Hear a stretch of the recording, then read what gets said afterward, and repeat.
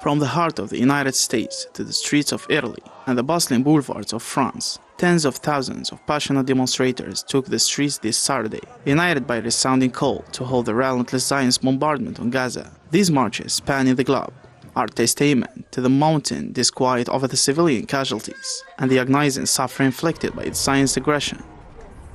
In the US, thousands converged upon the nation's capital, Washington, to protest the Biden administration's support of the occupier and its relentless military campaign in Gaza. We stand with Palestinians.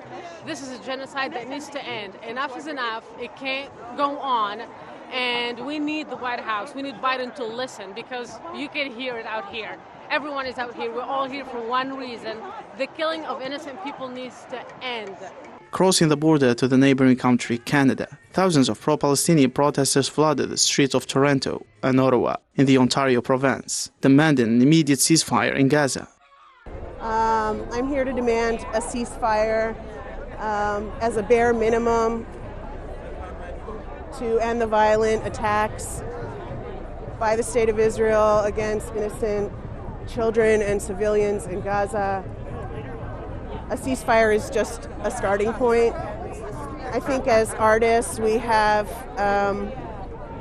the unique capacity to touch people in their spirit, and I think that's what we need right now. Further south in Latin America, the Zionist aggression on Gaza has strained ties with some nations in the region. Bolivia recently made headlines by announcing the severance of diplomatic relations with the occupier.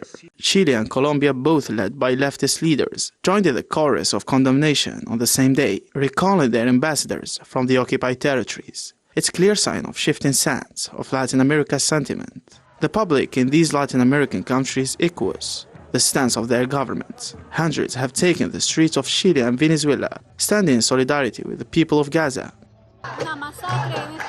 It's a massacre these days. They are living in a concentration camp, suffering a lot of violence against human rights. We cannot accept that. We have to support them. Across the world, global demonstrations are intensifying, sending a definite message. The call for peace in Palestine is universal, transcending borders and politics. Will the world need the call for a ceasefire and just resolution? Time shall tell.